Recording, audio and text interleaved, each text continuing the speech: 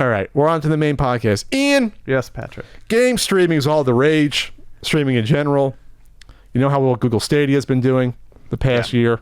So Amazon has announced their own streaming service called Luna. Might have a little problem there, bud. Trademark, Ian. Trademark. Trey might file that lawsuit. So Luna is going to be a streaming service from Amazon. It's going to be $5.99 a month during its early access phase, which gives subscribers the ability to play Luna Plus channel games across 2 devices simultaneously. Offers 4K 60 frame per second resolution for select titles. Naturally, it will be powered by AWS, Amazon's ubiquitous web platform. That's from The Verge.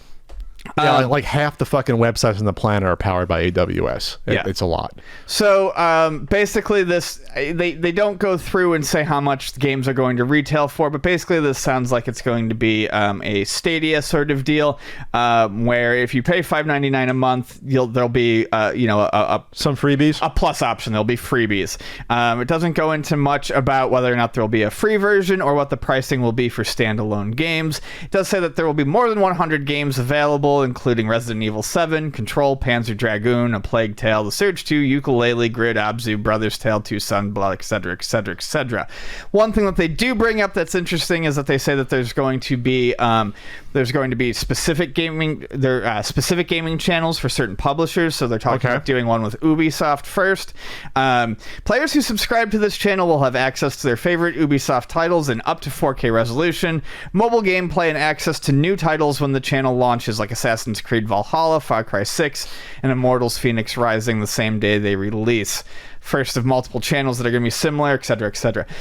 So they don't also go into enough detail here, but what it sounds like is there will be separate channels that you can probably subscribe to for a fee that would probably give you access to those specific publisher games? Those publishers. Like EA Origin sort of service of thing? That's smarter.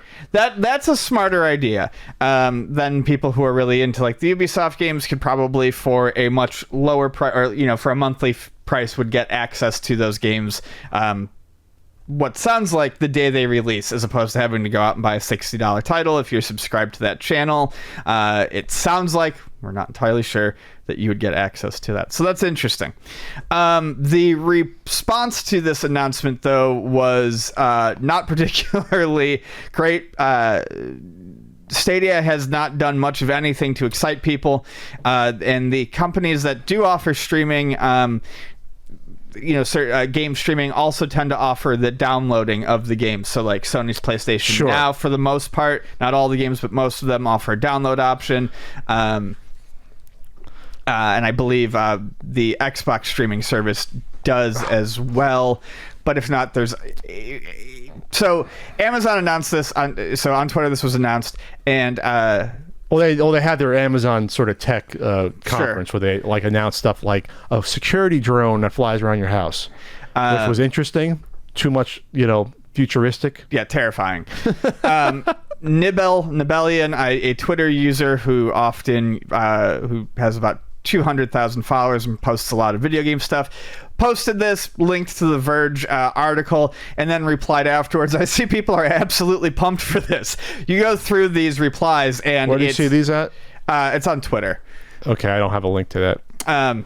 Damn you, Ian. But the replies are just like, immediately, hope it flops with a thumbs up. Can we stop with the cloud gaming? I think we have enough. Okay. Thumbs down gifts. I understand that because Google Stadia is a train wreck. They're all going to be a train wreck, and I don't think AWS is going to fix it. We're not at the point where this is viable. The difference is this. Amazon doesn't like things to fail. They don't have the Google mindset of, we're going to give up on this. Amazon has the money, and they have the patience for this. Most importantly, they have Twitch, which this is going to be integrated with. And the integration itself gives them more of an incentive to keep it going, to push it, because if they have streamers that can stream all this stuff on there, it's like you're advertising both things at the same time. So that's where I think it's a lot different than Google Stadia. I'm not saying it's going to be great off the get-go. You're still going to have, like you said, you're going to have latency issues here and there. But there's a better reason for this to exist if I'm Amazon than Google Stadia, because of the Twitch integration itself. That's a big selling point. I think that it might be to some people. Let's put it this way. I'm not I'm not saying there's too many streamers to support this, but if I'm a streamer, Ian, and like when you stream, streaming is brutal, and you have to have the newest and latest game to have an audience. If Amazon is providing me a service where I can get some of these games for free, potentially with a subscription service, I don't have to shell out $60 over and over again every other week, potentially, or every month for a new game. Maybe I can buy this service and I can get it and I can stream it on Twitch, and then it works if I'm a Twitch streamer and I'm advertising the game. Obviously, you can't have your business based off of Twitch streamers, but that's something. It's something that could work there. I think there are definitely more bells and whistles with this that make it more appealing than Google Stadia, but they can want game streaming to work all they want. The technology's not there yet. But there's the AWS having the cloud is one thing, but then people's internet connection is the other. They have the technology to run it, but do people have the technology to receive it competently? Obviously, that's the difference there. Let's talk about the controller real quick. It's different than the Google Stadia one. It has the 2 sticks in different areas. Obviously, it has everything else you can expect from any controller made in the past 15 years. It has your D-pad. It has 4 face buttons. It has a home button, a volume button, or whatever. It has 4 triggers on there. That's going to be $50 with early access period. Luna controller is an Alexa-enabled device. Okay, that's interesting. I guess you can talk to it to start things up. Connects directly to the cloud to effortlessly control your game. It features a multiple antenna design that prioritizes uninterrupted Wi-Fi for lower latency gaming. Our testing showed a reduction in round-trip latency when playing Luna controller with Cloud Direct versus Luna controller via Bluetooth. That's a little interesting if that's different technology, using cloud Wi-Fi versus Bluetooth. Reductions of between 17 to 30 milliseconds among PCs, Fire TV, and Mac. Because the Luna controller connects directly to cloud servers, players can easily switch between screens, such as Fire TV to mobile phone, without additional pairing or configuration changes. That's something Stadia doesn't have, and that's actually pretty cool. It is. It's interesting. It's something new. The other thing is that I believe this is also going to be available on iOS. So it is, because from what I was reading, it runs through the website, not through an app. So that's something you couldn't get Google Stadia, I don't think, on a... No, I think you can. The Xbox... xCloud? xCloud will not run. You can't do xCloud on the iOS because it requires an app that they do not have on the App Store. I believe Stadia can be. I believe Stadia is the same way. I believe Stadia can be done through iOS. iOS app. Let's see. I don't think it's an app. That's what I'm getting at. I think it's just done through the website, so I don't think you need an app. Apple is confirming it won't allow services like Google Stadia on its platform for iPhone or iPad users. Yeah. All right. That come out August 7th. So there you go. This is already, I think, way ahead of Stadia. And like I said, I think this one will not be dropped by Amazon anytime soon. They're not like Google say, oh, this sucks, we're going to get rid of it. I'm not saying they're not going to support it. I just don't think it's anything to be excited about. Certainly not right I'm now. not personally excited. I just think this has a better shot of relevance than Google Stadia. Oh, yeah. Google Stadia is not going to have... I mean, it's lasted longer than I guessed. But, yeah, I don't see Google Stadia sticking around. Or at least having the relevance when something like xCloud or this potentially is going to outshine it. Yeah, and maybe this is something where maybe even if Google doesn't drop it, there's going to be better options. So it's already kind of pointless.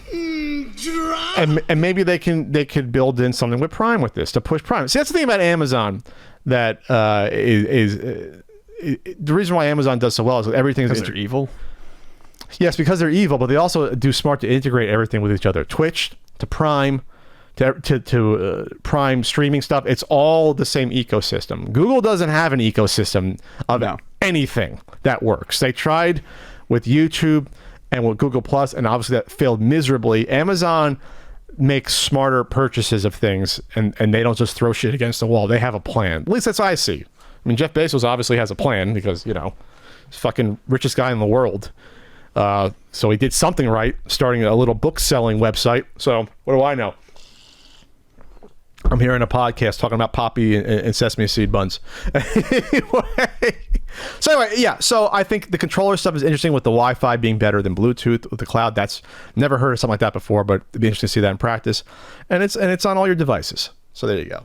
Not saying I'm going to get it, but some people I think will. Anything else to add, Ian? No, nothing.